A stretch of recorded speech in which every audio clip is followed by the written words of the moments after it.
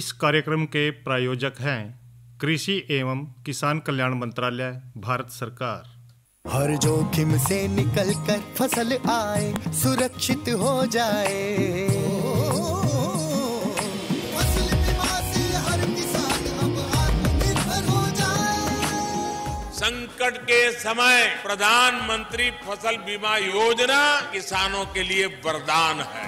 अब सूखा पड़े या बाढ़ आ जाए, कोई डर नहीं। अब ओले पड़े या कीट पतंगे फसल खा जाए, कोई फिक्र नहीं, क्योंकि हमने लिया है प्रधानमंत्री फसल बीमा। बुआई से फसल कटाई तक हर जोखिम का दावा, न्यूनतम प्रीमियम पर अधिकतम भुगतान का वादा। योजना से हर साल जुड़ रहे हैं 5 करोड़ से ज्यादा किसान। अब आपकी है बारी। नजदीकी कृषि कार्यालय, सहकारी समिति, बैंक शाखा, अधिकृत बीमा कंपनी या जन सेवा केंद्र में स्वेच्छा से करा सकते हैं पंजीकरण। फसल बीमा पोर्टल या फसल बीमा ऐप द्वारा भी कराया जा सकता है पंजीकरण। प्रधानमंत्री फसल बीमा योजना, आपकी फसलों का संपूर्ण सुरक्षा कवच। कृषि एवं किसान कल्याण मंत्रालय, भारत सरकार। कार्यक्रम किसान वाणी सुननी है सब बहन भैया ने रिसाले भाई की राम राम। किसान भाइयों, कार्यक्रम किसान वाणी और इसकी शुरुआत हम करा है कि आज का हमारा जो कृषि प्रश्न है इस तरह, क्योंकि हम जो है ना हर रोज आपसे एक प्रश्न पूछते हैं और उसका जवाब आप हमारे को भेजते हो SMS के जरिए। तो आज का हमारा कृषि प्रश्न है, हरियाणा के किस जिले में सबसे अधिक आलू की पैदावार होती है? हरियाणा के किस जिले में सबसे अधिक आलू की पैदावार होती है? भाई इसका जवाब आप ना हमारा जो नंबर है स्टूडियो का वो नोट कर लें, 9466021336 94 660 इस फ़ोन नंबर के ज़रिए भाई आप हमारे को SMS के ज़रिए आपका जो जवाब है, सही जवाब, अपना नाम और पते सहित भेजें। 6:50 पर हम आपके जो है ना जो जवाब आवेगा और जिन भाइयों का जल्दी आवेगा उनमें से 2 भाइयों के नाम हम पढ़ेंगे। तो भाई ये तो हमारा रहा आज का कृषि प्रश्न, और इसके साथ साथ आज हम जो है ना जानकारी भी आपके साथ साझा करेंगे। भाई मनरेगा के बारे में भी चर्चा करेंगे, और साथ में जिस तरह के जो भाई बेल वाली सब्जी है या जिस तरह के जिक्र करें, बेल पे तो काफ़ी लगा है और उनमें विशेष तौर पर रहेगी हमारी घिया, इस पर भी हम चर्चा करेंगे। तो भाई चर्चा करें हम मनरेगा पर। मनरेगा भाई देखो, पहला जो समय था काफ़ी सालों पहले, इसका नाम नरेगा रखा था, यानी कि राष्ट्रीय ग्रामीण रोजगार गारंटी अधिनियम। शुरुआत में तो इसने नरेगा के कर थे, लेकिन भाई धीरे धीरे जब देखा भाई समय बदल गया तो भाई फिर जो है ना इसका नाम बदल कर 2 अक्टूबर 2009 में इसका नाम दर दिया भाई मनरेगा, यानी कि महात्मा गांधी राष्ट्रीय ग्रामीण रोजगार गारंटी अधिनियम। तो भाई मनरेगा क्या है? मनरेगा का मतलब यह है कि भाई ये एक रोजगार की गारंटी दे है, ये अधिनियम है एक, क्योंकि जो भारतीय भाई श्रम कानून है और सामाजिक सुरक्षा उपाय है, और जिसका उद्देश्य भी यही रहा है कि भाई जो काम है ना उसका सबको करने का अधिकार है, चाहे भाई कोई सा भी काम है। जिस तरह के आप जोड़ ला लो, जोड़ खोदे करा थे भाई, नहरों की सफाई करे करा थे, रजबाएँ की सफाई करे करा थे, ये सारे के सारे जो काम है ये भाई मनरेगा के अंदर ही करा है। तो भाई रोजगार को बढ़ाने खातर जो है ना एक वित्तीय वर्ष में कम से कम 100 दिन का रोजगार देने खातर भाई हर परिवार के लिए यो नियम है।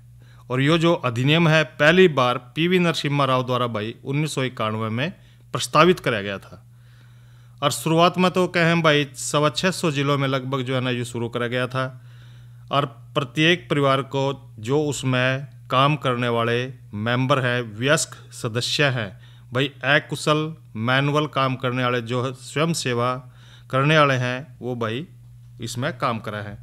और मनरेगा का एक और उद्देश्य है कि भी जो टिकाऊ संपत्ति है जिसका आप जिक्र कर रहे हैं, जिस तरह के सड़कें हैं, नहरें हैं या भाई तालाब हैं, कुएं हैं, इन सब का निर्माण करना इसके अंदर ही आवा है।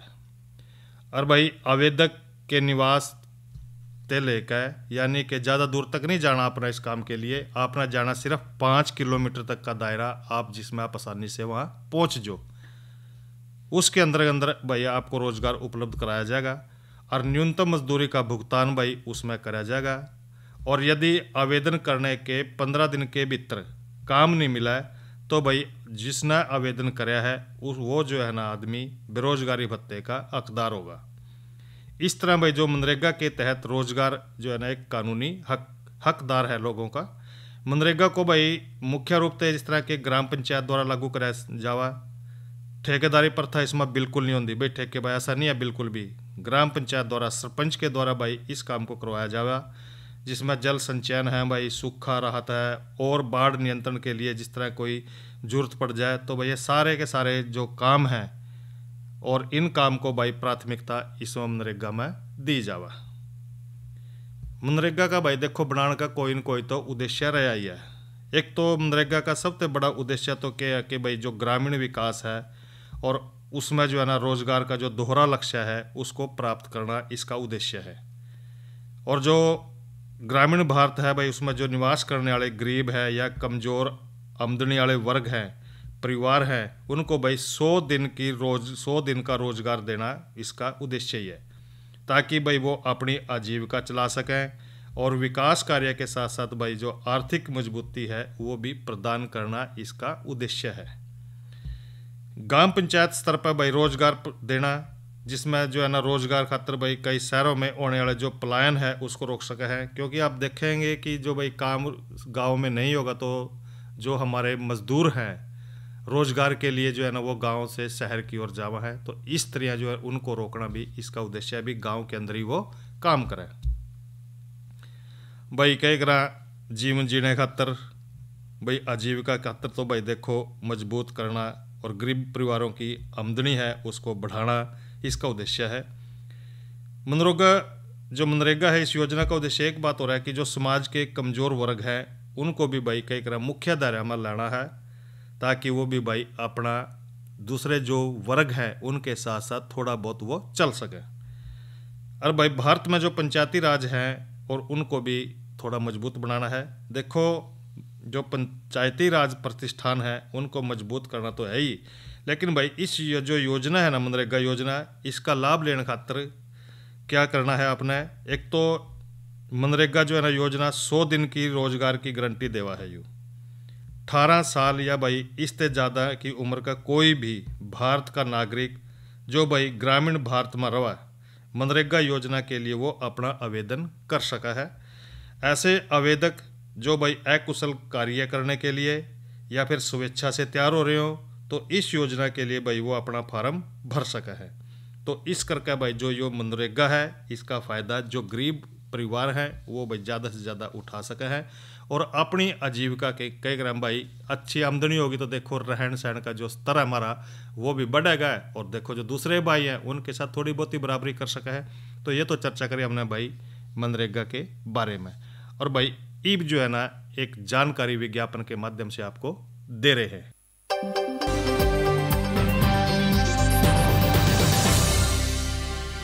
खाद्यान्न संकट के गहराने की आशंका ने दुनिया भर के देशों की चिंता को बढ़ा दिया है। बढ़ती आबादी का बोझ, निरंतर बदलते मौसम और खेती किसानी में बढ़ती लागत के बीच फायदे की खेती के विकल्प पर मिलेट की खेती अपनी जगह बना रही है। श्री अन्न यानी मिलेट्स की खेती कोई नई नहीं है। आजादी के 1 दशक बाद तक देश की बड़ी आबादी मिलेट खाद्यान्न पर ही निर्भर थी, लेकिन हरित क्रांति की आंधी से गेहूं और चावल के उत्पादन ने सारे रिकॉर्ड तोड़ दिए। लेकिन मिलेट का रकबा धीरे धीरे कम होता चला गया। बीते 1 दशक से एक बार फिर मिलेट ने खेतों को हरा भरा किया है। हम पहले क्या है देसी बाजरे की खेती करते थे, उसमें हमारे को 100 से 110 दिन का फसल में तैयार होने में टाइम लगता था। फिर हमने अभी 6-7 साल से हाइब्रिड बाजरे की खेती करना शुरू किया। उसमें क्या है हमारे को 75 से 80 दिन का समय लगता है और अच्छी उपज तैयार होती है और इसकी मार्केट में वैल्यू भी बढ़िया मिलती है। इसलिए हमने इसका खेती का रकबा ज़्यादा बढ़ा दिया। कम मेहनत और लंबे समय तक खराब न होने की खासियत श्री अन्न की फसलों के दायरे को अब और बढ़ा रही है। इसके अलावा पूरी दुनिया में एक बड़ी आबादी के खान पान की शैली में भी बदलाव आया है और मिलेट ने थाली में अपनी ज्यादा जगह बनाई है, जिसकी एक बड़ी वजह मिलेट की पोषक गुणवत्ता को भी माना जा रहा है। मिलेट की मांग बढ़ाने के लिए अब माननीय प्रधानमंत्री जी की पहल पर संयुक्त राष्ट्र ने 2023 को इंटरनेशनल ईयर ऑफ मिलेट्स मनाने का फैसला किया है। पूरी दुनिया में मिलेट को भारत और अफ्रीका की फसल कहा जाता है, क्योंकि इन दोनों ही जगहों में प्राचीन काल से ही मिलेट की खेती हो रही है। अकेले भारत में 10 तरह के श्री अन्न का उत्पादन होता है, जिसमें ज्वार, बाजरा, रागी यानी मंडवा, रामदाना, कुट्टू, कंगनी, कोदो, सावा, कुटकी, चीना यानी प्रोसो आदि शामिल हैं। चावल, गेहूं और मक्के के बाद मिलेट में बाजरा और ज्वार भारत में सबसे महत्वपूर्ण फसलों में शामिल हैं। यही वजह है कि भारत मिलेट का एक प्रमुख उत्पादक है। खास बात यह है कि भारत की हिस्सेदारी एशिया के उत्पादन में 80% और वैश्विक उत्पादन में 20% की है। फिलहाल भारत में मिलेट की औसत उपज 1268 किलो प्रति हेक्टेयर है, जो वैश्विक औसत उपज 1211 किलो प्रति हेक्टेयर से अधिक है। मिलेट्स जैसे रागी, ज्वार, बाजरा, कोडो, जोंगोरा, बार्ली, कोटकी, इन जैसे अनाज की पैदावार बढ़े, लोग अपने भोजन में इन्हें शामिल करें, इस और प्रयास बढ़ाए जा रहे हैं। मैं आज एफएओ को विशेष धन्यवाद देता हूं कि उसने वर्ष 2023 को इंटरनेशनल ईयर ऑफ मिलेट्स घोषित करके भारत के प्रस्ताव को पूरा समर्थन दिया है। हमारे देश में उगाई जाने वाली प्रमुख श्री अन्न फसलें और उनके उत्पादन की हिस्सेदारी प्रतिशत को देखें तो पर्ल मिलेट यानी बाजरे की हिस्सेदारी 61% है, ज्वार की हिस्सेदारी 27% और फिंगर मिलेट यानी रागी की हिस्सेदारी 10% है। भारत का राजस्थान प्रदेश मिलेट उत्पादन में सबसे आगे है। राजस्थान के बाद महाराष्ट्र, कर्नाटक, उत्तर प्रदेश और मध्य प्रदेश का नंबर आता है। बाजरा के उत्पादन में भी राजस्थान सबसे पहले नंबर पर है। वहीं ज्वार के उत्पादन में महाराष्ट्र सबसे आगे है। देश के कुछ राज्य जैसे कर्नाटक, तमिलनाडु, उत्तराखंड और महाराष्ट्र में फिंगर मिलेट यानी रागी का उत्पादन होता है। स्मॉल मिलेट के उत्पादन में मध्य प्रदेश अग्रणी है। मध्य प्रदेश के बाद उत्तराखंड, महाराष्ट्र और तमिलनाडु का नंबर आता है। साल 2023 को इंटरनेशनल ईयर ऑफ मिलेट घोषित किए जाने के बाद मिलेट्स को लोगों के बीच लोकप्रिय बनाने के लिए कई तरह के कार्यक्रमों की योजना बनाई जा रही है, ताकि मिलेट्स का न सिर्फ उत्पादन बढ़े बल्कि वैश्विक खपत और निर्यात में भी बढ़ोतरी हो। मिलेट के उत्पादों की ब्रांडिंग पर भी विशेष जोर दिया जा रहा है और रणनीति पर केंद्रित कार्यक्रम किए जाएंगे। एक रिपोर्ट के मुताबिक फिलहाल 500 से अधिक स्टार्टअप बाजार मूल्य श्रृंखला में काम कर रहे हैं। वहीं Indian institute of millets research ने 250 स्टार्टअप्स को साथ लिया है। यही नहीं, 66 से अधिक स्टार्टअप्स को 6.2 करोड़ रुपए से अधिक दिए गए हैं, जबकि लगभग 25 स्टार्टअप्स को आगे फाइनेंस के लिए मंजूरी प्रदान की गई है। Initially incubated at IIMR had taken great technology from them, and then we started selling millet chikkis initially in the schools and then in the kirana stores. So we right now sell about roughly 20 lakh millet chikkis per day. Shri अन्न के प्रति सरकार और लोगों के बीच ये जागरूकता एक लंबा सफर तय करने वाली है। जाहिर है, आने वाले वक्त में हरित क्रांति की तरह ही इस देश और दुनिया में मिलेट क्रांति का आगाज तय है। और भाई और लगे आपको थोड़ी मौसम की जानकारी दे दें कि भाई आज का जो मौसम के कह रहे हैं, भाई आने वाले समय का मौसम क्या रहेगा। किसान भाइयों राम राम। मौसम पूर्वानुमान एवं कृषि सलाह के साथ मैं हूं डॉक्टर ममता, मौसम विशेषज्ञ, चौधरी चरण सिंह, हरियाणा, कृषि विश्वविद्यालय, कृषि विज्ञान केंद्र कुरुक्षेत्र। किसान भाइयों, जिले का आज का अधिकतम तापमान 28.4 डिग्री सेल्सियस रहा, जो कि कल के मुकाबले 1.2 डिग्री सेल्सियस अधिक है। न्यूनतम तापमान 15.9 डिग्री सेल्सियस रहा, जो कि कल के मुकाबले 0.3 डिग्री सेल्सियस अधिक है। नमी की बात करें तो सुबह और शाम की सापेक्ष आर्द्रता 71 और 22% रही। हवा की रफ्तार 19 किलोमीटर प्रति घंटा रही और सूर्य के चमकने की अवधि 10 घंटे 55 मिनट रही।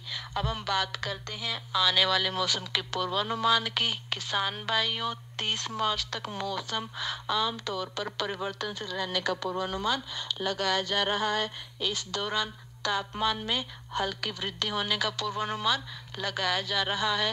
तापमान में वृद्धि 2 से 4 डिग्री सेल्सियस तक की हो सकती है। किसान भाइयों, 30 मार्च को पश्चिम विक्षोभ के प्रभाव के कारण जिले में बादलवाई रहने, नमी की मात्रा में बढ़ोतरी आने और कहीं कहीं पर गरज चमक के साथ हल्की बारिश होने का पूर्वानुमान लगाया जा रहा है।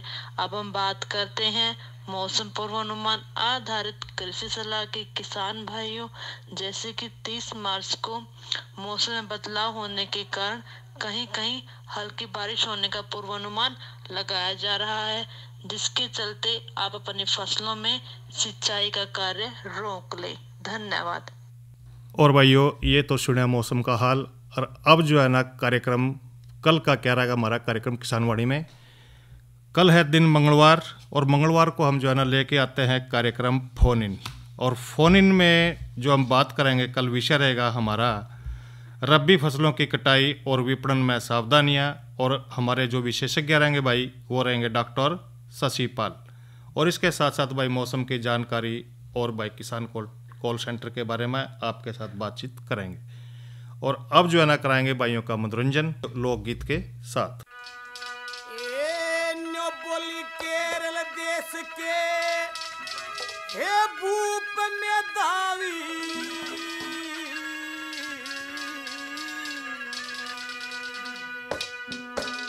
हुआ त मर गए लड़ाई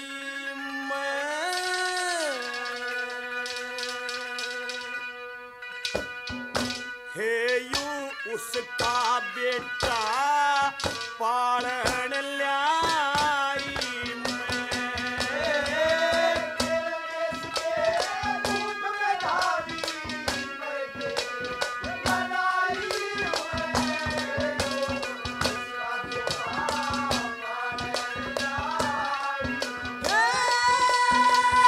केरल देश के भूप में धावी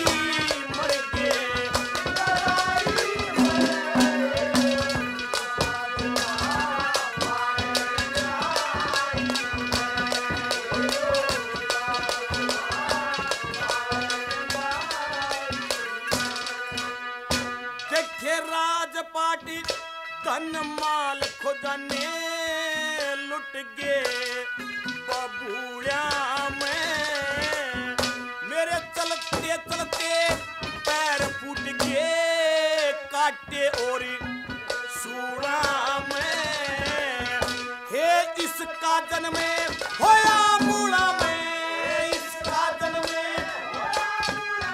न्यो सदगे करीड़ाई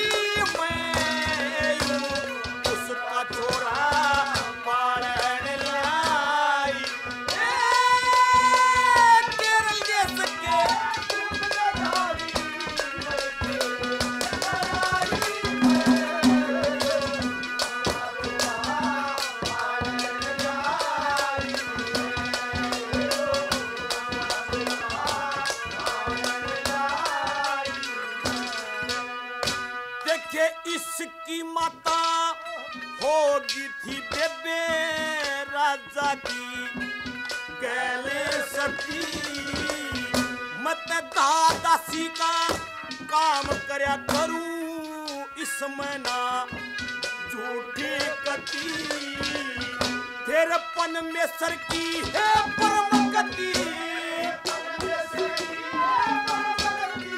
करी पर्वत ये राई उसका बेटा पालन लाई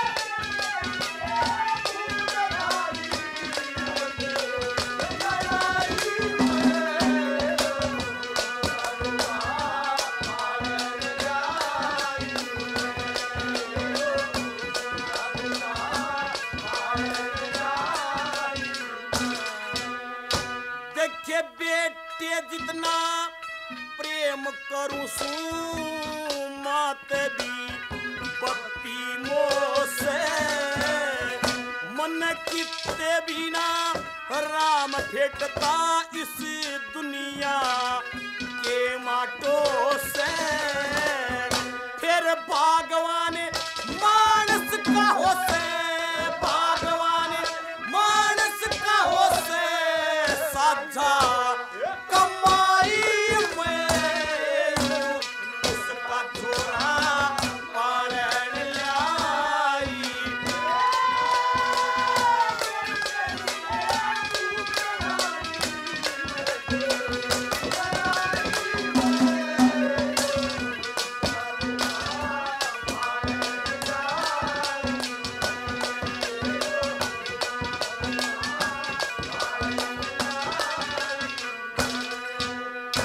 देखे एक महीना हो गया बेटे बिसरण यही से तेरी मन दमयंती की जगह समझ ले तेरा सैरियो चंदेरी फिर मंगेरा में क्या व्यपता केरी मंगेरा में क्या व्यपता केरी इस रांडे लोगाई में उसका छोरा पालन लाई।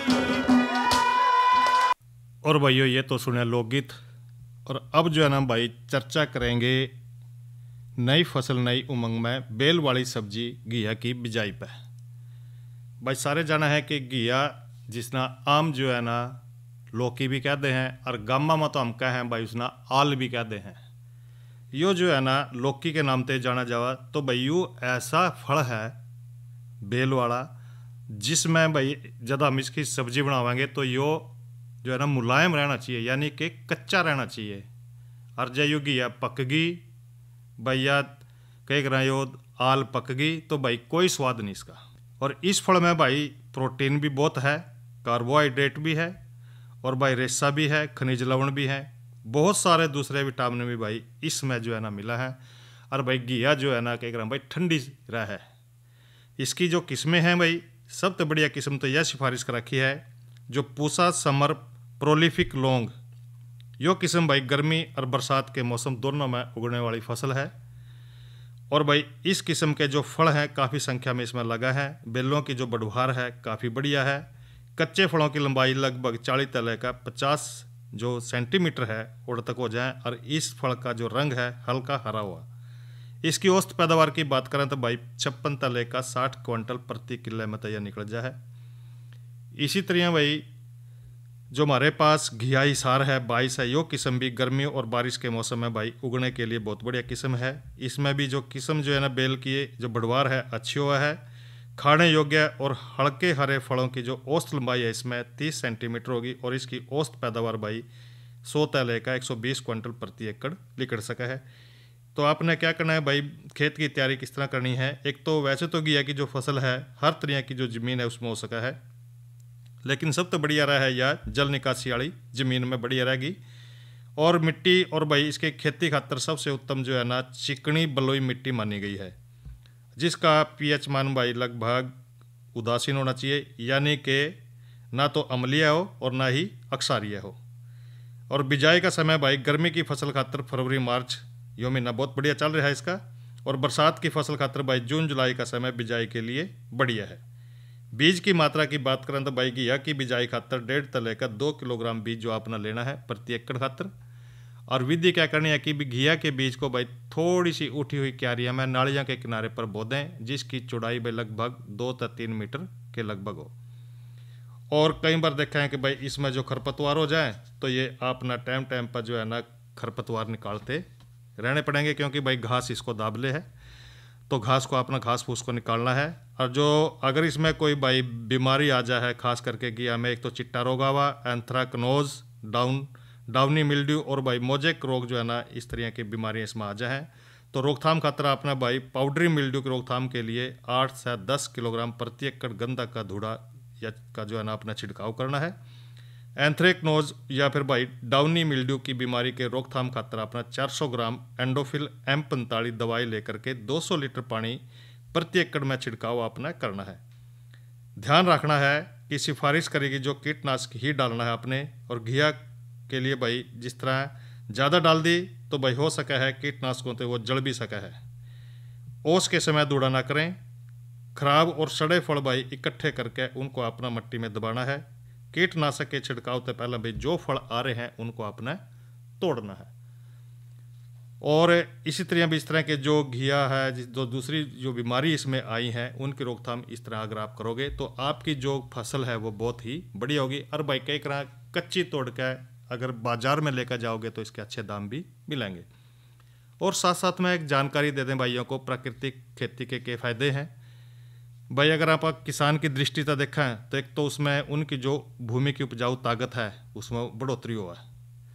अरबी सिंचाई अंतराल में भी बढ़ोतरी होगी। और रासायनिक खाद की जो निर्भरता है भाई वो प्राकृतिक खेती में कम लगेंगी, अपना प्राकृतिक तरीके से अगर वो करनी है। फसलों में उत्पादकता में वृद्धि होगी। बाजार में जो जैविक उत्पाद हैं भाई इनकी मांग बढ़ने तक किसान की जो आमदनी है उसमें बढ़ोतरी होगी, किसान को फायदा मिलेगा। और इस तक तो मिट्टी की जो गुणवत्ता है उसमें भी सुधार आवेगा। और भाई मिट्टी में जो हमारे खेत की मिट्टी है उसमें जल धारण करने की जो ताकत है वो बढ़ जाएगी। और भूमि तक पानी का जो वाष्पीकरण होगा भाई वो कम होगा। पर्यावरण की दृष्टि में भी जो भाई भूमि के जल स्तर है उसमें वृद्धि होगी। और मिट्टी जो खाने वाले पदार्थ हैं और जमीन में पानी के माध्यम से होने वाले जो प्रदूषण है भाई उनमें कमी आवेगी। कचरे का उपयोग खाद बनाने में, और भाई इससे जो मान लो कोई होने वाली जो बीमारियां हैं उनमें भी कमी आवेगी। और भाई जो फसल उत्पादन है इसकी लागत में कमी और किसान भाई की खेती में फायदे होंगे। तो ये तो हमने जानकारी करी भाई। और ये बता दें भाइयों को किसान कॉल सेंटर का नंबर। और इससे पहले हम बताएंगे भाइयों का भाई जो आज का हमने प्रश्न पूछा था कि भाई हरियाणा के किस जिले में सबसे अधिक आलू की पैदावार हुआ, तो भाई वो हमारे पास जवाब आया है सचिन चहल कुरुक्षेत्र से हैं। इन्होंने सही जवाब दिया भाई, कुरुक्षेत्र जिला ही इसके लिए सबसे बढ़िया है, यहाँ पर सबसे ज़्यादा आलू की पैदावार हुआ है। और इसी तरह भाई दूसरे भाई ने लिखा है लेकिन जवाब जो है ना सही नहीं है उनका, अम्बाड़ा जिला बताया लेकिन उनका जवाब गलत है। तो भाइयों अब जो है ना किसान कॉल सेंटर का जो नंबर है हमारा वो है 1551। इस कार्यक्रम के प्रायोजक थे कृषि एवं किसान कल्याण मंत्रालय, भारत सरकार। अरे अरे अरे क्या कर रहा है? इधर इधर इधर हम बोल रहे हैं तेरे बीजू का।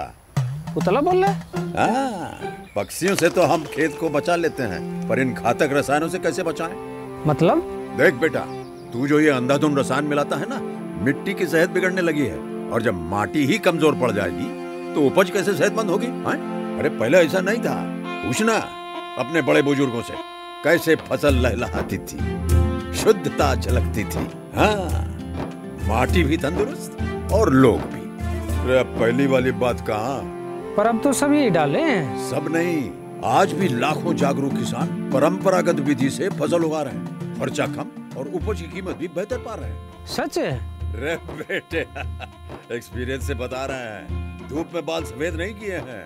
हाँ। ठीक है भाई, मैं भी आज से जैविक खेती शुरू करूंगा। माटी से प्रेम की परंपरा है, परंपरागत खेती।